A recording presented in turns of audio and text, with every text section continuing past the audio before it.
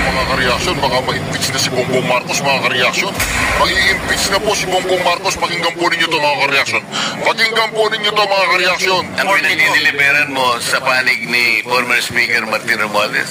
Yes, Your Honor, yung 42, yung dito sa may Forbes Park. Yun lang? Wala nang iba? Mayroon pa yung bago nakaraan doon sa 19 Nara, yung dating bahay ni Michael Yang.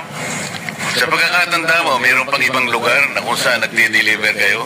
Sa Aguado, dyan sa Malacanang. Aguado? Excuse me, sir. Naku, sumabat na si Pampilo Lacson. Nagdi-deliver po sila sa Malacanang, Aguado. Naku, mga kareaksyon, may impeach po si Bongbong Marcos. Dahil mga kareaksyon, nagdi-deliver silang pera dyan sa Malacanang. Nagdi-deliver sila ng pera dyan sa Malacanang. Nagdi-deliver sila ng pera dyan sa Malacanang, sa Aguado. Naku!